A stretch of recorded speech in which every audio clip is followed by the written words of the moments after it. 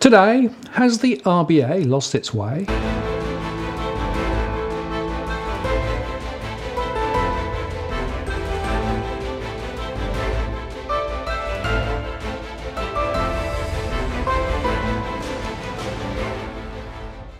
Hello again, it's Martin North from Digital Finance Analytics, working on the latest post covering finance and problem news with a distinctively Australian flavour.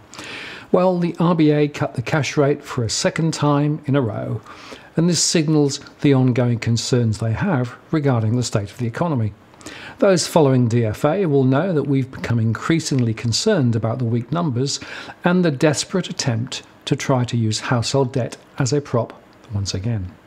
But Westpac made the point that whereas the average response to first moves is a clear positive, with sentiment increasing on average by 5.6 percentage points, the response to follow-on cuts is often negative, with an average decline of 3.5 percentage points.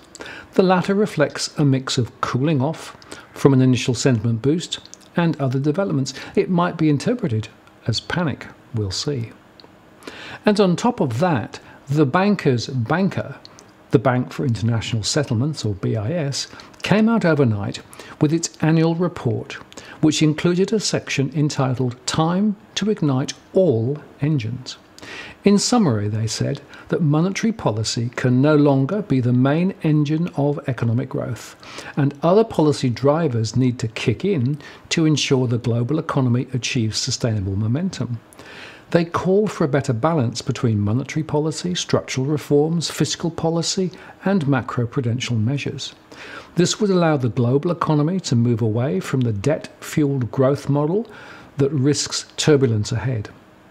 Navigating the way to clearer skies means balancing speed with stability and conserving some fuel to cope with possible headwinds, says BIS General Manager Augustin Custard.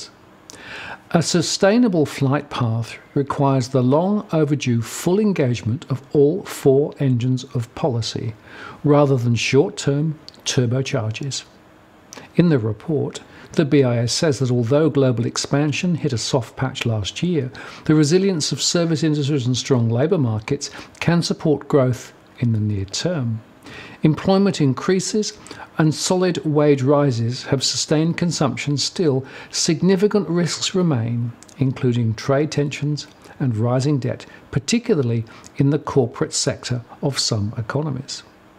As well as clouding future demand and investment prospects, the trade tensions raise questions about the viability of existing supply chain structures and about the very future of the global trading system, says Carsten. Trade wars have no winners. Other risks to the outlook include weak bank profits in several advanced economies and deleveraging in some major emerging markets, or EMES, particularly China. Necessary moves to curb credit growth there act as a drag on activity, they said. EMES' great sensitivity to global financial conditions and resulting capital flows has meant that since the financial crisis, they have had to cope with strong spillovers from accommodative monetary policies in advanced economies. And one chapter of their report analyses how EME monetary policy frameworks have sought to tackle the resulting trade-offs. The frameworks typically combine inflation targeting with currency intervention and are complemented with macroprudential measures to address the build-up of financial vulnerabilities. This kind of multiple tool policy making is not yet very well anchored conceptually. EME monetary policy practice has moved ahead of theory. Theory has to catch up, says Claudia Borro, head of the Monetary and Economic Department. So, central bankers are warned. We have hit the buffers in terms of monetary policy. We cannot solely focus on the short-term impact of their rate decisions on narrow parts of the economy. So now let's remind ourselves that the RBA has the mandate to maintain price stability, full employment, and the economic prosperity and welfare of the Australian people. So, how are they doing? Not good, in my view, on the prosperity and welfare front, I suggest. So let's look at some of the broad assumptions underlying monetary policy, and a shout out to a recent Livewire article linked below, which helped to crystallise my thoughts. The first is the need for inflation above 2%. While some suggest that low inflation expectations would cause consumers to delay purchasing goods and services, I wonder if you would really delay just because it was going to be, say, 1% cheaper in a year's time. That is hardly meaningful. Second, we need to learn from Japan, where their low GDP and inflation growth stemmed from poor investment decisions in the 1980s, an ageing and declining population, a failure to implement productivity reforms, and the failure to clear banks of their bad debts. Now Europe seems to be going the same way. Japan should serve as an example of not what to do and what doesn't work, rather than an example of the need to pursue even more aggressive monetary and fiscal stimulus. Then there is the Phillips Curve, which is a bit of central bank religion despite the fact that it is broken. Low inflation and low unemployment are decoupled. Period. And generally we see central bankers tweaking their models, but they're missing the obvious impact of credit and asset bubbles. This is because they still think credit growth is unimportant, when in fact it's central. The RBA's recent outing on this was, well, frankly embarrassing. The point is, low interest rates will create credit and asset price bubbles. This is because buyers of property will compare the yield it generates to other potential investment sectors, particularly, for example, bonds. The RBA only recently embraced this point. Low rates impact everything. Savers are caught, and each additional rate cut forces another wave of selling of safe assets to purchase risky assets. Many of these will be debt-related. For example, residential investment properties are typically geared, but so are listed and unlisted property trusts. And those seeking buying bank preference shares or hybrids are taking on substantial embedded leverage, with around 92% of bank liabilities ranking senior to their position. This additional leverage just makes our financial system systemically more unstable, and this is in absolute opposite to the RBA's mandate of enhancing the stability of the financial system. Now, recently the governor said that households pay around $2 of interest for each dollar of interest they receive. Given that interest rates for home loans, car loans, personal loans and credit cards are far higher than deposit rates, this shouldn't be a surprise to anyone. In fact, there are as many people holding savings as loans, so a rate cut is effectively redistributing from depositors to borrowers. And by repeatedly cutting rates, the RBA has strongly incentivized households to switch from being savers to borrowers, primarily through the residential property market, supported by banks borrowing from overseas. You know, we keep underlining that household debt levels and property prices have surged since 2011, at a time when the Reserve Bank cut a massive 3.5% off the cash rate. Had rates been kept at more sensible levels, Australian banks could have sourced more of their funding from safe Australian depositors, and they would be far less reliant on the fast money of international bondholders and the liquidity risks this represents. And by the way, the marginal rate cuts do not have a massive impact on most borrowers. Sure, interest-only borrowers receive a benefit, but most borrowers are making principal and interest repayments, so their 25-year loan will be repaid maybe 1 year earlier, meaning that the impact of rate cuts for borrowers is predominantly back-ended, resulting in little short-term stimulus for the economy. But low rates mean people can borrow more on new loans, and APRA, of course, has removed the 7% serviceability test, meaning that every rate cut increases the amount that an applicant may be able to borrow. This means property prices can go higher still.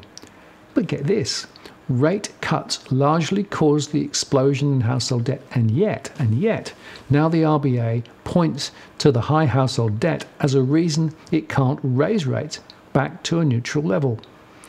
If we tried to unwind the excessive monetary stimulus, a recession would surely follow. And rate cuts have a more immediate impact on savers, many of whom are older and who have de-risked their portfolios as they no longer earn material income from work. The rates on term deposit bonds and other low-risk assets have crashed, reducing a large part of their income. Many choose just to spend less rather than increasing their investment risk or living off their capital, according to our surveys. And those saving to buy a house or to build super for retirement have seen returns crash too. Many of these will choose to throttle back their spending for the desired future lifestyle. So tell me again where consumption growth is going to come from? And in the commercial sector, low rates do not necessarily translate into more business investment. Businesses will invest when business demand is there, when they might buy more equipment or even hire more staff.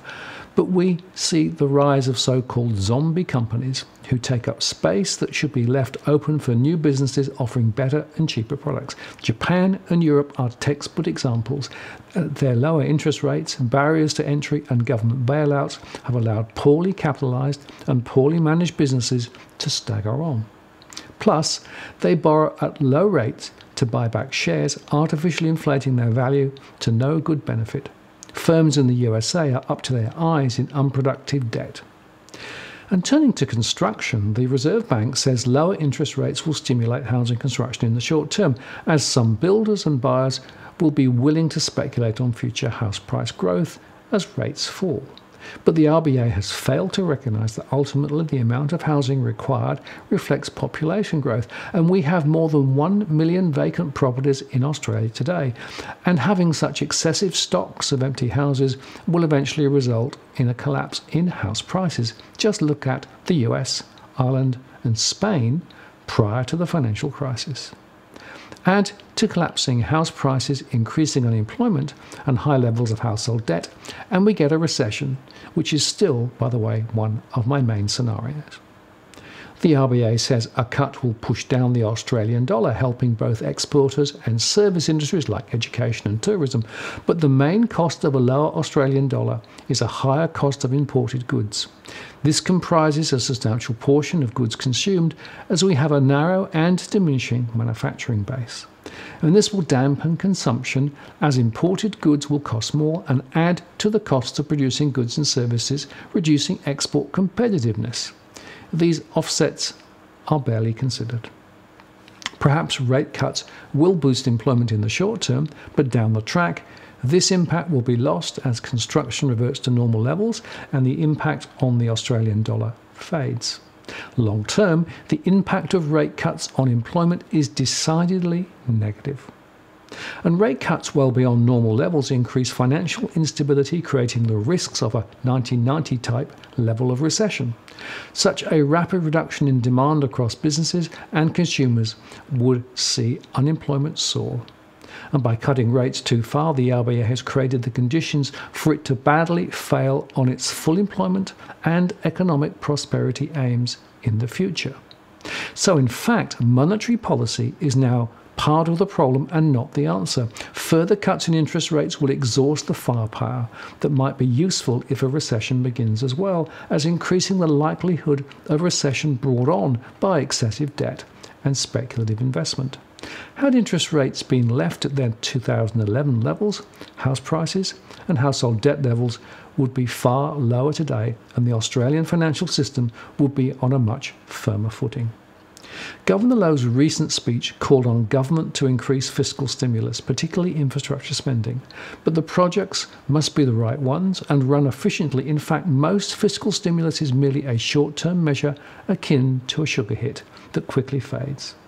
Of course, population growth has been the secret sauce of the Australian economy for years, but this covers up the fact that Australia is currently in a per capita recession and had another per capita recession back in 2008. There are consequences for our abnormally high population growth. It reduces the quality of life for existing residents. It is also enormously expensive, particularly for state governments that need to spend tens of billions of dollars on the infrastructure required to meet the additional demand. A much smaller migration intake, targeted at increasing the wealth and skill set of Australia, would be a net positive, but the current number and the segmentation of migrants is not the answer. At the end of Philip Lowe's speech, he said productivity growth will be the main source of improvement in our living standards, but so far we've made little progress here. The tax system does not support it, innovation is not valued, and we grasp for easy fixes and low interest rates. Tax reform and productivity improvements are the critical ingredients, but they are missing in action at the moment. RBA, it's time for a reset.